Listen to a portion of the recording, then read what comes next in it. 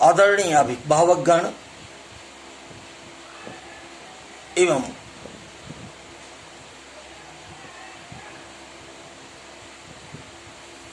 हमारे नन्हे मुन्ने बच्चों, आप सब जानते हैं कि सेंट जेवियर में मैंने प्रैक्टिकल बेस्ड नॉलेज देकर एक नया कीर्तिमान स्थापित किया था कि कोई भी टॉपिक है उसको अगर बच्चे को प्रैक्टिकल दिखाया जाए तो उसके दिमाग में वो पिक्चर बैठ जाती है और वो इंटरेस्ट लेता है। देखा ये जा रहा है कि एक एक सेक्शन में फुलवारी पब्लिक स्कूल में जो स्ट्रेंथ थी उसमें 10% भी बच्चे ऑनलाइन क्लासेस को प्रायोरिटी नहीं दे रहे हैं। अब ये सोचना अभिभावक का काम है, क्या इस समय जो सिलेबस घटाया गया, पाठ्यक्रम जो घटाया गया, क्या ये ऐसे ही रहेगा कंपटीशन में भी जब बच्चा आपका बैठेगा? नहीं, एनसीईआरटी ही रिसर्च करके बुक्स बनाती है और वो निरंतर प्रक्रिया है, वो चला करती है, उसमें कोई कमी नहीं आएगी। ऑनलाइन क्लासेस में मैं ये देख रहा हूं कि बच्चों की रुचि का प्रभाव लाना है और रुचि तभी संभव है जब उनको प्रैक्टिकल बेस्ड नॉलेज दी जाए। और इस संदर्भ में आप मेरा साथ दीजिए। सब इंस्ट्रूमेंट जो बच्चों के लिए रुचिकर हैं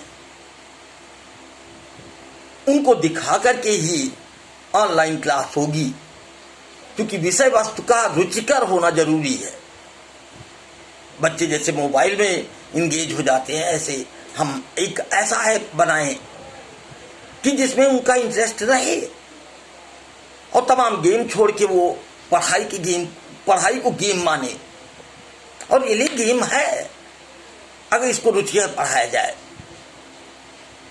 कई स्कूल हैं यहाँ पर, हम उनकी बात नहीं करते, लेकिन फुलवारी पब्लिक स्कूल में आपको समस्त सुविधाएं दी जा रही हैं और शायद ही यहाँ कोई विद्यालय होगा जिसकी स्ट्रेंथ छोटे क्लास में इतनी ज्यादा रही हो। ये ध्यान में रखते हुए, यानी कुछ ना कुछ तो स्कूल की विशेषता थी जिसके कारण इसकी स्ट्रेंथ बनी रही। हाँ, ये जरूर है कि बच्चों में जो रुचि नहीं पैदा हो रही है उसके पूरे इंतजाम किए गए हैं और ये भी किया गया है कि बच्चे का उत्तरोत्तर विकास भी आंकलित किया जाए। बिना उसके आकलन के उसका विकास नहीं हो रहा है। जहां तक फीस की बात है, हमारी प्रबंध तंत्र ने 9 महीने की फीस ऑलरेडी माफ की थी। ये शायद उत्तर प्रदेश में कोई विद्यालय नहीं होगा ऐसा जो सुप्रीम कोर्ट के निर्णय के बाद भी छूट दे रहा हो और विद्यालय में 12 महीने की फीस और एडमिशन फीस भी ली गई। हम एडमिशन फीस भी नहीं ले रहे। क्यों? क्योंकि जानते हैं कि अंतर्वेदना होती क्या है। ऐसी परिस्थितियों में महामारी, एपेंडेमिक एरा में आय के समस्त स्रोत बंद हो जाते हैं। केवल 30% व्यक्ति सरकारी नौकरी में है, 70% कृषि पर है। यहाँ पर प्रश्न ये उठता है कि वो कहाँ से ला कर दें पैसा। इसलिए सब छूट दी गई और आपसे अनुनय निवेदन है कि अपने बच्चों के भविष्य को ध्यान में रखते हुए उनको ऑनलाइन क्लासेज में भेजें, क्योंकि ऑफलाइन क्लासेज पर ज्यादा से ज्यादा 1 महीना इसके ड्यूरेशन में चालू हो जाएगी। ये श्योर है, क्योंकि बिना आई टू आई कांटेक्ट और बच्चे को बिना देखे उसकी मनोवैज्ञानिक दृष्टिकोण पर नहीं पहुंचा जा सकता। इसलिए ऑफलाइन क्लास की महत्ता तो है, लेकिन ये जरूर है कि आप लोगों से फिर यही प्रार्थना है, क्योंकि अभिभावक से ऊपर होता है गुरु। गुरु गोविंद दो खड़े काके लागो पाओ, बलिहारी गुल आपने गोविंद कियो बताए।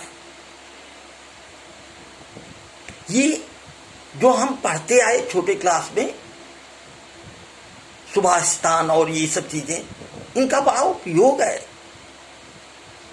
और ये बच्चों के अंदर भी मुझे समाहित करना है। जैसे उद्दीपेन ही सिद्धंति कार्यान न मनोरथे नहीं सुप्तस्य सिंहस्य प्रविशन्ति मुखे मृगा, कि बिना कर्म के कोई भी चीज प्रभावी नहीं हो सकती। और विद्या एक ऐसी धन है, विद्या धनम सर्वधर्म प्रधानम, कि इससे हम तुलना किसी चीज की नहीं कर सकते। और बच्चों के अंदर संस्कार से लेकर सब चीजें ये विद्यालय ही सिखाता है। और गुरु को ये हमेशा चिंता रहती है कि हमारा बच्चा हमसे आगे जाए, और इसको सोचते हुए हम ये सोचते हैं कि आप अपने बच्चों को जल्द से जल्द ऑनलाइन क्लासेस में शामिल करें और उनको वो सब चीजें दिखाई जाएंगी प्रैक्टिकल की, जिनसे क्या उनका गुणोत्तर विकास हो सके। Thank you.